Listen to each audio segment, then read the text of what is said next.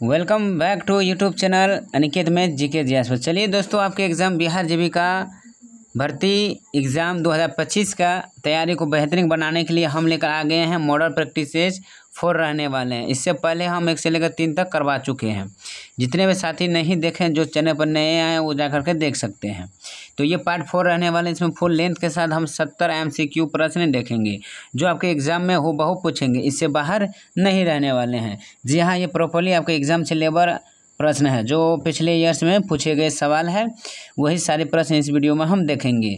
तो चलिए हम बढ़ते हैं अपने प्रश्नों को। और जो लोग हमारे चैनल पर पहली बार जुड़ रहे हैं तो प्लीज़ इस चैनल को जरूर सब्सक्राइब कर दीजिएगा और वीडियो को अच्छे लगते तो लाइक ज़रूर कीजिए और अपने दोस्तों ग्रुपों के साथ शेयर करना ना भूलें। तो चलिए हम बढ़ते हैं प्रश्नों का। इसका PDF अगर लेना चाहते हैं तो हमारे टेलीग्राम से जुड़िए, जिसका लिंक नीचे दिया गया है। आप फ्री में जो है PDF को प्राप्त कीजिए। तो चलिए हम बढ़ते हैं अपने बचे हुए प्रश्न की ओर। तो चलिए हम प्रश्न पर आ चुके हैं। इससे हम आगे देखेंगे, 20 से हम आगे देखेंगे। ये जो प्रश्न दिए थे 20 वाला के, ये HW दिए थे। क्या दिए थे? HW दिए थे। तो इसका आंसर आप लोग दिए हैं कि या नहीं? तो चलिए हम बढ़ते हैं। जैसे दिया गया है कि MS वर्ड में Ctrl+S शॉर्टकट का उपयोग किस लिए किया जाता है? तो इसका जो आंसर हो जाएंगे, ये सेव के लिए किया जाता है। अगर कोई भी फोल्डर या फोटो को सेव करेंगे, शॉर्टकट चाहते हैं तो Ctrl+ क्या आप दबा दीजिए S को, तो ये आपका सेव का ऑप्शन आ जाएंगे। ठीक, तो option A is the right answer हो जाएंगे। चलिए अगली सवाल की ओर बढ़ते हैं। नंबर 21 की ओर बढ़ते हैं। कंप्यूटर में ALU का मुख्य कार्य क्या है? कंप्यूटर में जो होता है ALU का, इसका मुख्य कार्य क्या होता है? इसका जो राइट आंसर हो जाएंगे ऑप्शन बी हो जाएंगे, गणना एवं लॉजिकल ऑपरेशन करना। ये किसका काम है? ALU का मुख्य कार्य है। तो ऑप्शन आपका क्या हो जाएंगे? बी इज द आपका करेक्ट आंसर हो जाएंगे। एकदम टोटल MVVI MCQ प्रश्न है। अब इसका हम कुछ फुल फॉर्म जान लेते हैं। ALU का फुल फॉर्म क्या होता है? अर्थमेटिक लॉजिक यूनिट हो जाएंगे। क्या होता है? अर्थमेटिक लॉजिक यूनिट हो जाती है, यानी गणना एवं लॉजिकल ऑपरेशन करना। ठीक, अगली सवाल को बढ़ते हैं 22 का, कि 1/t बराबर होता है। तो कितना बिट के बराबर होता है 1/t? तो इसका राइट जो आंसर हो जाएंगे ऑप्शन बी हो जाएंगे, 8 बिट के बराबर होता है। किसका बराबर? 8 बिट का। तो ऑप्शन आपका बी बिल्कुल राइट आंसर हो जाएंगे। नेक्स्ट सवाल को बढ़ते हैं। अगली सवाल है 23 का, कि ऑपरेटिंग सिस्टम, ये अभी जो करवा रहे हैं कंप्यूटर पर आधारित प्रश्न है। ऑपरेटिंग सिस्टम किस प्रकार का सॉफ्टवेयर है? ऑपरेटिंग सिस्टम जो है किस प्रकार का सॉफ्टवेयर है? एप्लीकेशन सॉफ्टवेयर, यूटिलिटी सॉफ्टवेयर, या सिस्टम सॉफ्टवेयर, या मालवेयर? इसका जो राइट आंसर हो जाएंगे ऑप्शन सी हो जाएंगे, सिस्टम सॉफ्टवेयर है। ऑपरेटिंग सिस्टम क्या है? सिस्टम सॉफ्टवेयर है। ऑप्शन सी बिल्कुल राइट आंसर हो जाएंगे। अब नोट कीजिएगा इसका मुख्य पॉइंट। तो ऑपरेटिंग सिस्टम जो है एक सिस्टम ऑफ सॉफ्टवेयर है। यह कंप्यूटर के हार्डवेयर और सॉफ्टवेयर संसाधनों को प्रबंधन करता है और अन्य सॉफ्टवेयरों को चलाने के लिए एक मंच प्रदान करता है। कौन? Operating system. तो ऑप्शन आपका क्या हो जाएंगे? सी इज द बिल्कुल राइट आंसर हो जाएंगे। अगली सवाल को और बढ़ते हैं। अगली सवाल है आपका, कि मनुष्य में ध्वनि की श्राव्यता सीमा लगभग कितनी होती है? मनुष्य में ध्वनि की जो सुनने की क्षमता जो है कितना होती है लगभग? वो जो आपका राइट आंसर क्या हो जाएंगे 22 का 24 का ऑप्शन बी, 20 हर्ट्ज से 20,000 हर्ट्ज तक इसकी क्षमता होती है। तो ऑप्शन क्या हो जाएंगे? बी बिल्कुल आपका करेक्ट आंसर हो जाएंगे। Option B is the right answer हो जाएंगे। अगली सवाल को और बढ़ते हैं, कि रॉकेट किस सिद्धांत पर कार्य करते हैं? एकदम मोस्ट इम्पोर्टेंट प्रश्न है कि रॉकेट किस सिद्धांत पर कार्य करता है? ऊर्जा संरक्षण के नियम, न्यूटन के गति का पहला नियम, या न्यूटन के गति का दूसरा नियम, या न्यूटन का गति का तीसरा नियम हो जाएंगे। तो रॉकेट किस सिद्धांत पर कार्य करते हैं? तो ये न्यूटन का तीसरा नियम है। Option D is the right answer हो जाएंगे। 24 का option D is the right answer हो जाएंगे। जो रॉकेट किस सिद्धांत पर कार्य करता है? न्यूटन का गति का तीसरा नियम पर कार्य करता है। तो अगली सवाल को बढ़ते हैं। अगली सवाल है हमारे, कि किस रक्त समूह को सार्वभौमिक दाता कहा जाता है? वेरी इंपॉर्टेंट प्रश्न। किस रक्त समूह को जो है ब्लड ग्रुप को सार्वभौमिक दाता कहा जाता है? Group A, group B, group AB, या ग्रुप O? तो आप लोग बताइए, मन में ही सोच लीजिए। तो इसका जो राइट आंसर हो जाएंगे ऑप्शन डी, ग्रुप क्या हो जाएगा? O हो जाएगा। Option D is the right answer. O जो है रक्त जो है ओ, वो सार्वभौमिक दाता कहा जाता है। Option option D is the बिल्कुल राइट आंसर हो जाएंगे। अगली सवाल को बढ़ते हैं। अगली प्रश्न है कि सौर ऊर्जा को विद्युत ऊर्जा में बदलने के लिए किस उपकरण का उपयोग किया जाता है। ऊर्जा का अगर हमको विद्युत ऊर्जा में बदलना है तो किस उपकरण का उपयोग किया जाएगा, तो वो उपकरण आपका क्या हो जाएंगे, 27 का ऑप्शन सी हो जाएंगे, फोटोवोल्टाइक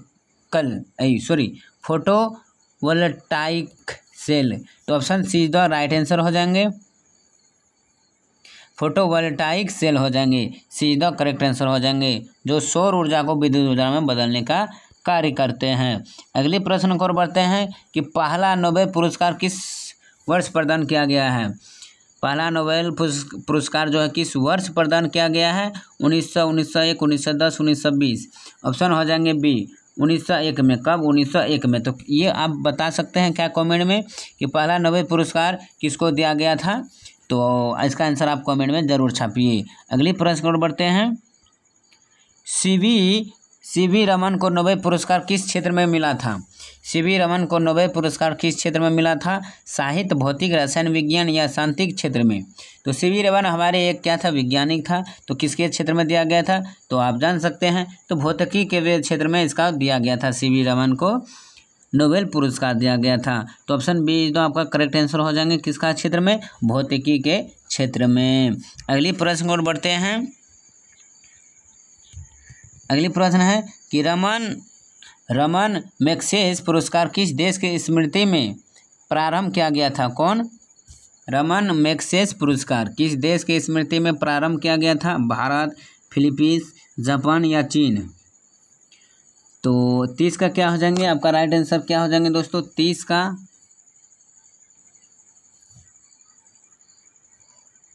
तो आपका क्या हो जाएंगे, रमन मैग्सेसे पुरस्कार किस देश की स्मृति में प्रारंभ किया गया था।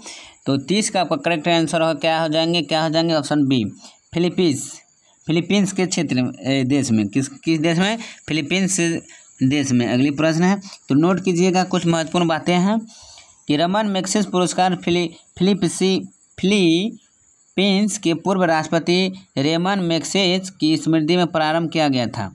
यह पुरस्कार 1957 में फिलीपींस सरकार के सहयोग से न्यूयॉर्क शहर में स्थापित किया गया था। तो आप याद रखिएगा। अगले सवाल को बढ़ते हैं। पहला भारतीय जिसे रमन मैग्सेसे पुरस्कार मिला था वो कौन था। तो पहला भारतीय कौन था जिसे क्या रमन मैग्सेसे पुरस्कार मिला था, विनोबा भावे, जयप्रकाश नारायण, सत्यजीत रे या के हेडगेवार। तो 31 का क्या हो जाएंगे, 31 का ऑप्शन ए हो जाएगा, विनोबा भावे को मिला था पहले कौन, मैग्सेसे पुरस्कार। ऑप्शन ए बिल्कुल राइट आंसर हो जाएंगे।